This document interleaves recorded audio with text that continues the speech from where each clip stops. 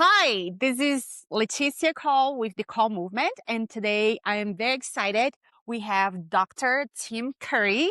He is an amazing endurance athlete. He is a sports chiropractor, Yes. and he lives the day to day helping women to get injury free and maximize their strength. Dr. Tim Curry. Hi, everyone. I am a sports chiropractor in the Denver area. I specialize in treating athletes of all ages and tend to see a lot of people over 35 in my practice in lifetime. And I help people through a combination of dry needling and muscle work massage and cupping and rehab exercises because a lot of these injuries that people come to me with aren't just one thing that's causing it. So it's a combination of different things that I think is going to be the best fix for a lot of people.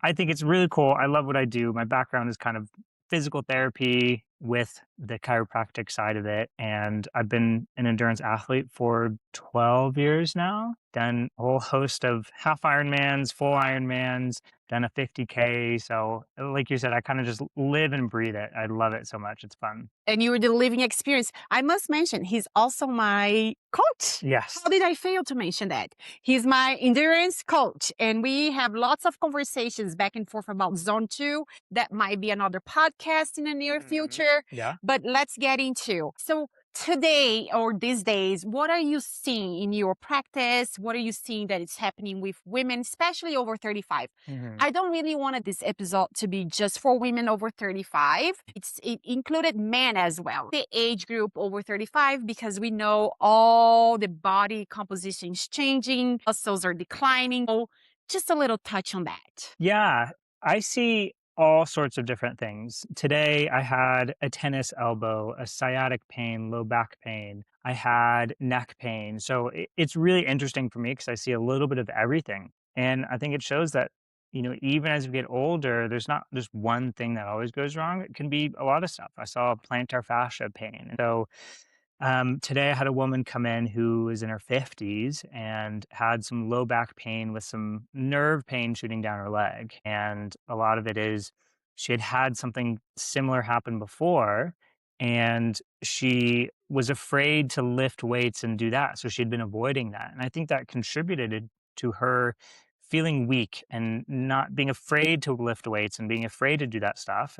And I think that contributed. And you touch on a really good point here, because I am one of those women that I am terrified. I'm like, if I'm gonna get hurt, it means I'm no longer gonna be able to do my sport. I'm not gonna be able to complete my Ironman. So a lot of the times I try to be very cautious of what I can do and what I want to do.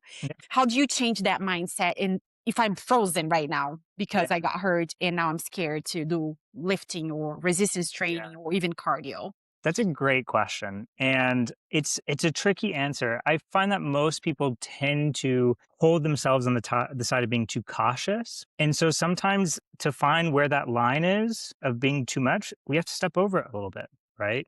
And as long as we're gradual about increasing how much weight we're lifting or how much we're running or whatever, as long as we're gradual about it and we have some good tools like a good physical therapist, a good chiropractor, a good massage therapist, then we have the tools to be able to recover and get back. But that is fair. A lot of people are afraid, like, ooh, I don't want to do too much and get hurt and then not be able to go and play with my kids or be able Mhm. to do my pickleball with friends and Yeah. stuff like that. So it's tricky because the only way to really know where that line is to bump up against it. But I would say if you're smart about your training, you don't do too much too quickly, and you have a long term perspective of it, of like, I'm not trying to gain strength in the next 3 months, but I want to gain strength this year. Then I think more often than not, you're going to be safe and you're going to stay healthy. And if you do get an injury, just have that support crew, that support team that can And help you get back. And I think that's great because that's applicable for the training that I've been doing. I was under the impression that in order for me to go faster, get better results during my race, I need to be dying in every single training session that I put in. Yeah. And when I start training with you, you're like, nope, this is not how it works. Yeah. We're gonna step back. So especially over 40s and 50s that you know that again your bone mass is declining, your bones are getting thinner, you are more prompt to get into those injuries, right? How can I live in this body by age 70s and still be able to do my training or still be able to carry my grandkids? That's a great question too. You've got lots of great questions. So I think in kind of stepping back to what we talked about earlier, you said, I'm afraid to do too much and get injured. Doing that stuff is what's going to help you do it long term, right? So I think people always ask me, what's the best kind of exercise? Like, what's the one thing I should do? And I think it's a combination of three things. It's something that's mobility wise to keep you moving well, something that's strength wise to keep you strong, and then something that's mobility, strength, and cardio. Okay, you guys heard those three items to keep longevity, to have the body that you can do what you're doing today when you're 70s. So we are talking about mobility, strength training, and cardio. You touch mobility, and I am huge into mobility because I was one of those people who could not touch my feet. Like last year, I couldn't bend over. And I couldn't squat down and I started to understand what is mobility, why we're not talking about flexibility any longer. Now it's about mobility. A lot of people, when they hear the word mobility, they think it's for elderly and it's not.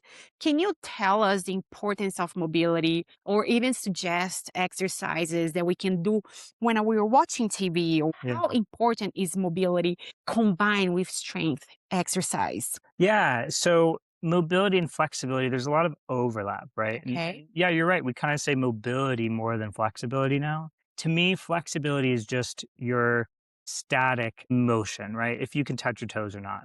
But that's not that useful, right? You need to be able to bend over, pick something up, like your kid, like toys on the ground, whatever, your dog's food bowl.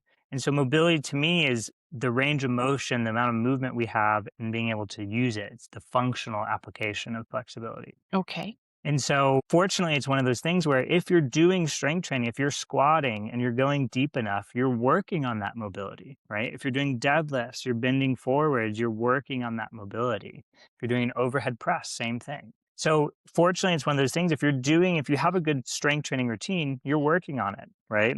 But I think things like yoga is also movement and functional movements as well. So that's where yoga can be really beneficial.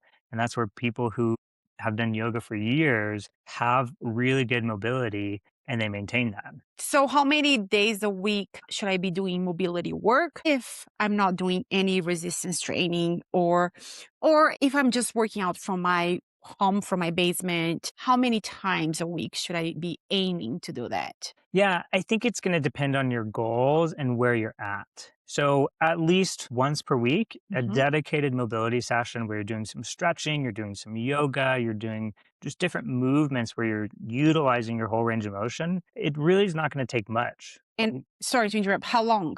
How many minutes or seconds or I think 30 minutes is going to be a great amount of time where you can just get some good movement in. It's not going to take a lot. It's a lot about the consistency more than anything. everything's about consistency. If my listeners wants to know, like, am I mobile or not? Where am I? Is there anything that they can do from home that they can assess their mobility? Yeah, something like touching your toes would be a good one. Doing a standing rotation, seeing how far you can rotate each direction. Doing a squat, seeing if you can get up off the floor and get down on the floor laying down. Stuff like that. If you struggle to be able to do that, then you're going to notice that you have some limited mobility. And then it's time to work on the mobility. Exactly. That's awesome. Moving forward to another subject, what have you been seeing lately with all this trend? What best? Mhm. Sauna, Cold plunge, cold plunge, supplements. Oh yeah. supplements. I know it's big, big topic topics, but I think it would be beneficial to hear from a doctor and what you've been seeing with your patients, with clients, that it can be like me or my neighbors, my grandparents, my parents. What is the hype? What is work? What it doesn't? And when do we draw the line? Because I feel like right now, I myself feel very overwhelmed. I go on Yeah. my Instagram, it's cold plunge. I'm like, oh my God, You I don't have have a to be cold cold plunge. plunging. Where's the Have to. sauna? Yeah, Yeah. where's the sauna? Where's the cold plunge? I'm not touching my toes. Strength training, but my cardio doesn't build my muscles, but it's good for the heart. Yeah. How how can we have a message to calm us down with all that has been going on right now? Yeah, you're totally right. We're being bombarded on social media with you have to do this, you have to do this. This is the secret to longevity. No, this is the secret to Hmm. longevity. And I think the answer is it's not a sexy answer. It's nuanced and it kind of just depends. Personally, I don't like the cold. I'm from Texas originally. I like it when it's 90 degrees. It feels so great. So doing a cold plunge, oh, I would hate it. I would just be so tense in there and not feel like I would get any benefit out of it. But hot tub, I love the heat. I can sit in a hot tub every day of the year. So cold plunge, weighted vests, all these different things. There's not a lot of research that supports any one over the other. So it's one of those things where I say it's up to you. It's personal preference, right? So I'm never going to cold plunge, but sauna I love. If weighted vests, if that helps you get out the door because you feel like you're doing something and you go for a walk with a weighted vest, do it. I like that, and it's a different perspective from you because it's going to sound funny, but I hate the trends for working out, for developing a routine, for developing a consistency because there is so much trends out there. And a lot of the women that I've been talking, Mhm. again, neighbors, friends, they always start a program. And then they see something else that sounds very appealing. So they ditch that program and start another program and then start over another program to the point that they feel so overwhelmed, they get paralyzed, Mhm. don't do anything whatsoever because at this point, they don't know if the first program worked or the second program. And I think we need to come back to the message from centuries ago. Keep moving, stick to the basic. And if you like a cold plunge, go forward. But it's not that it's going to change your life or you're going to be living an extra 10 years for doing a cold plunge once a week, right? Yeah. The research are not, it's out there for you to read and interpret. And I like your point. If your weighted vest, I've been very critical of weighted vest, but if the weighted vest is going to get you out of the door, go forward. Mhm. At this point, anything that makes you move, I think that's my message. We want people to make movement as a lifestyle, not as a chore. And when you get into these programs over and over, nothing works and there is no lifestyle because movement has not been created. In fact, you're just being traumatized by movement. Yeah, it's interesting because we're looking for better longevity, right? But it's interesting that we use that word longevity and we're looking for short-term fixes. We're looking for hacks. We're looking for what's the one thing that I can just do in 5 minutes. Maybe there's no quick fix to any of this, but what it matters is over that long period of time, you have the routines, you have the consistency and the healthy behaviors, healthy routines that help keep you healthy. And you nailed. Stop the quick fixes. Guilty. We all Stop. we all Stop are. following the hacks. Guilty. Stop chasing what is trendy. Guilty. But I've been lucky enough that I've been doing so much research to bring myself back to basics. Stick with a program. Trust the process.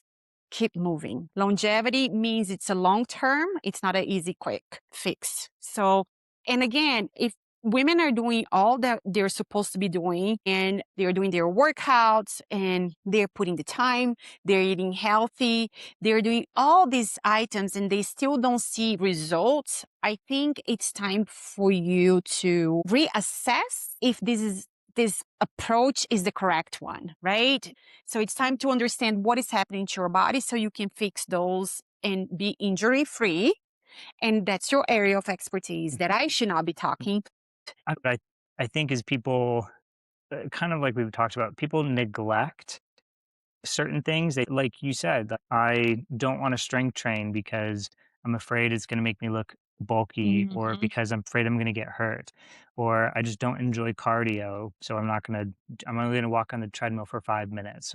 I think maybe a question could be, or something to talk about would be, what, and we talked about it a little bit, like what are some, maybe going back to the three things: What's that? mobility, strength, and cardio. What are some common ways to more attainably balance those three? Going back to your golden rule, mobility, resistance training, and cardio. How can I make those three items attainable or almost feel like an orchestra all together? Yeah, because people struggle to kinda do all 3 of them, yeah. Mhm. So, I think that's where you gotta find what you enjoy, right? If strength training is not something you're intimidated of going into the gym and putting the barbell on your back, find a workout class, like an Orange Theory, or, different weighted classes that incorporate a little bit of cardio and a little bit of weight training. That way you can kinda check both boxes there, right? How about if some women are afraid of cardio.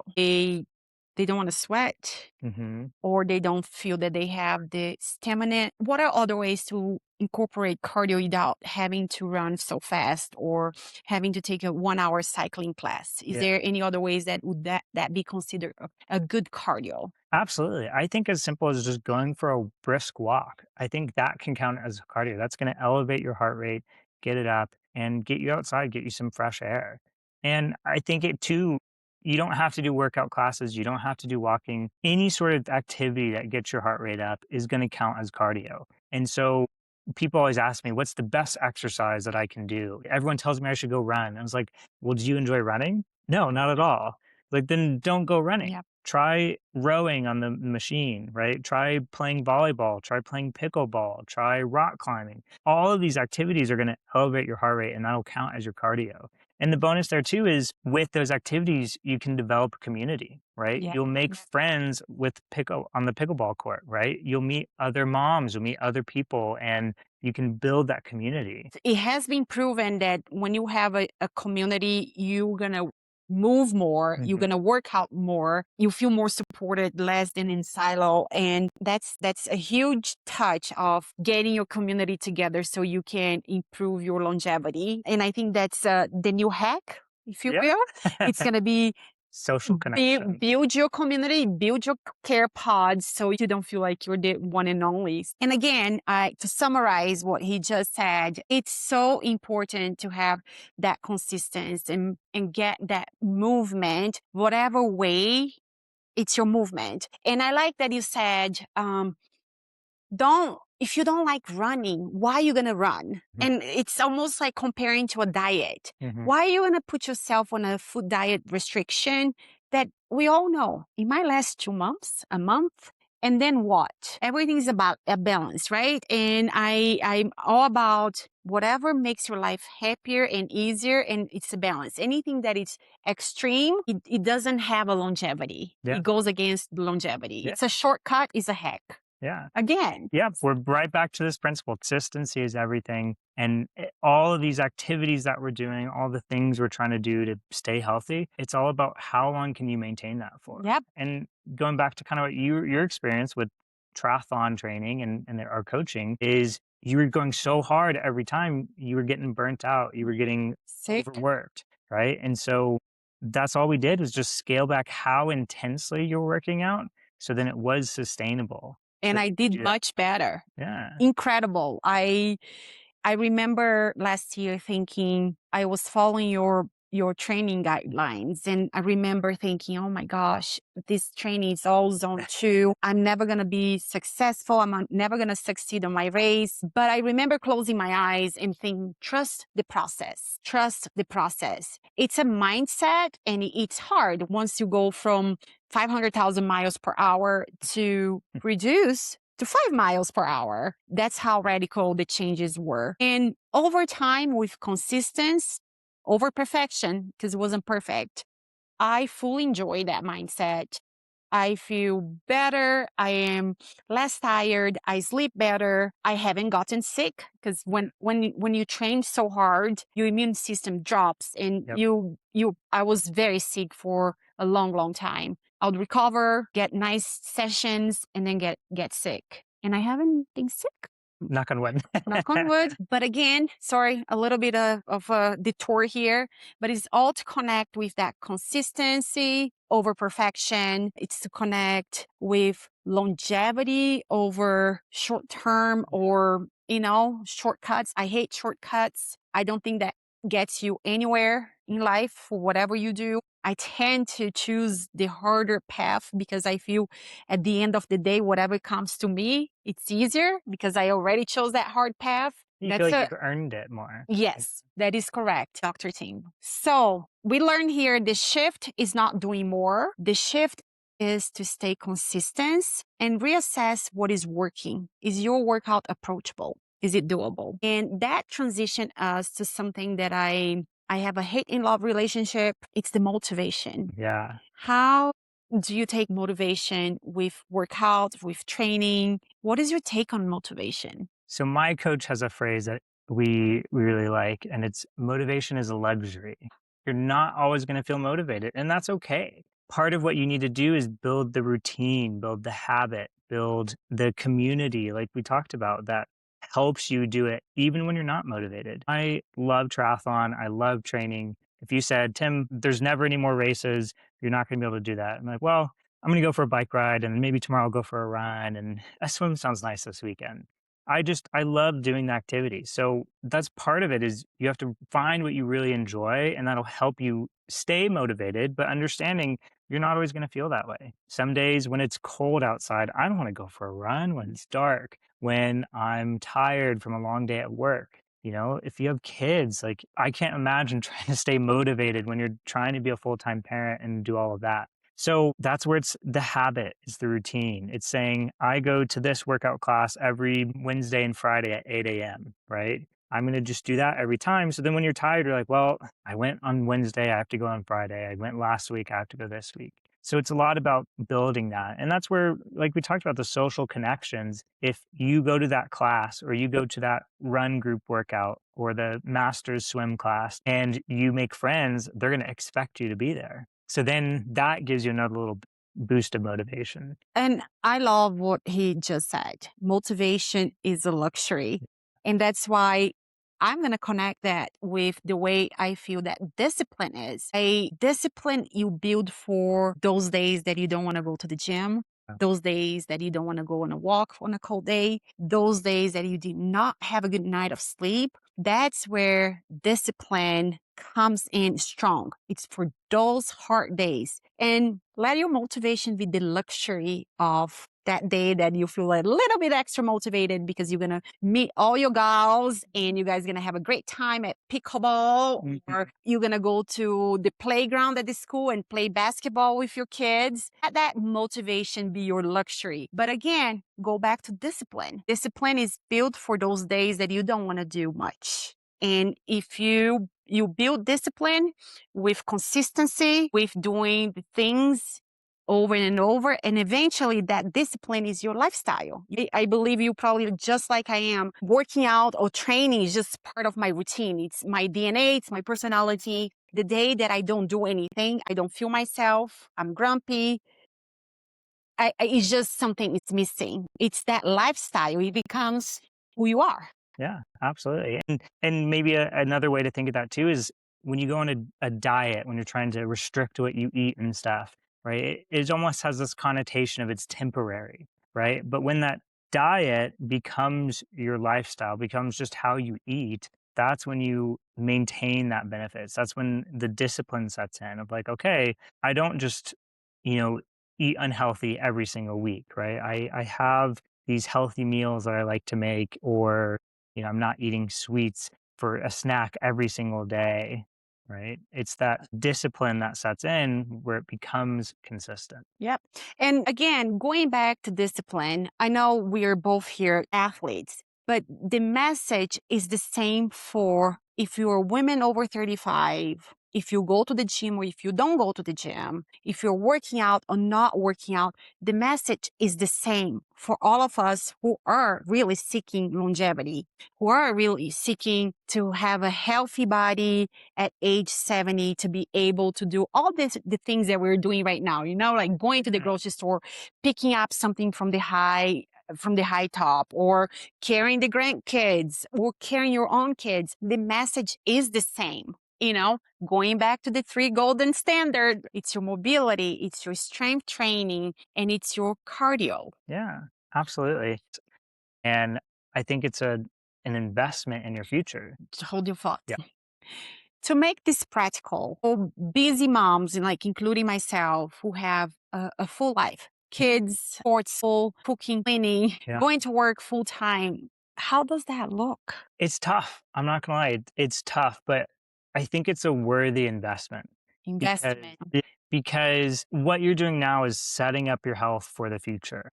And so think of it as, okay, I'm sacrificing 30 minutes now out of my busy day, but that's going to buy you time in the future. And so I think about my in-laws who have always been very active. They love being active.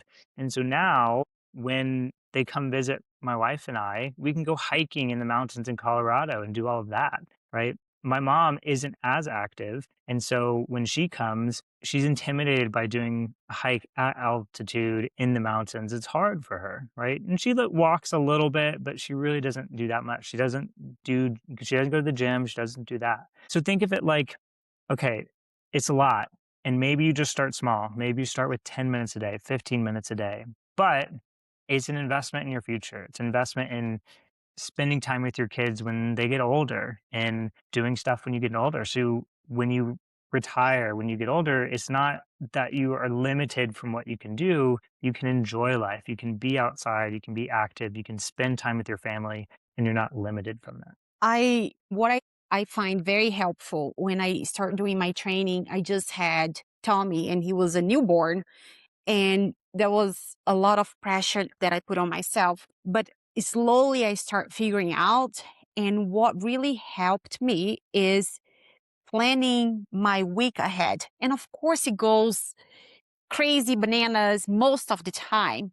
But if I plan at least 1 or 2 days ahead of my time, if I know my schedule, and it's a little bit of an extra work, but if you are able to do that planning, you can find 15, 20 minutes time in your schedule, and I keep telling some of my friends, like, I don't have time. I got to go to work. And I'm like, which floor do you work? She's like, what? I work on the fifth floor. Ditch the elevator, take the stairs. That's a workout. Park your car a little further so you cannot. There are a lot of ways that you can put in some sort of training without to really have to go to the gym. We need to shift our mentality that we can only do amazing workout sessions if we are at the gym, if we're lifting so strong. That's not correct. Your 10 minutes that you're sitting on the couch, you can do your mobility work. You're going for a walk with your dog instead of taking tiny little stroll. Let's do a little brisk walk. Mhm. There are so many ways to be creative. And I think it's time for us to shift that thinking that I need to go to the gym for 45 minutes. Yeah, it's not an all or nothing thing, right? There's little bits where you can sneak in some extra movement, really help. But let's be real too. Sometimes life just has these seasons where you just can't. I had a patient today. She said, I woke up at 5 a.m. and I worked from 6 until 8. And then she came to see me. Then she's going back to work. And then she had a flight, to catch in the afternoon after a meeting. And she literally did not have 30 minutes in a day. And so I asked her, I was like, why were you up at 6? And she's like, well, just we're trying to finish this project and whatever. And so if that's that season of life for you where you literally do not have the time, that's okay. Right. That's where having the community, having the activities you enjoy, having the routines in place when life happens, and it will happen. As soon as you're through that season, if you can get back into that, then then that's perfect, and it's okay to take those seasons. And I love that. I love that you mentioned it's a season, it's a period. That doesn't mean it's over. I'm never going to be able to exercise because life has been so busy and work has been so demanding. I love to have that mentality.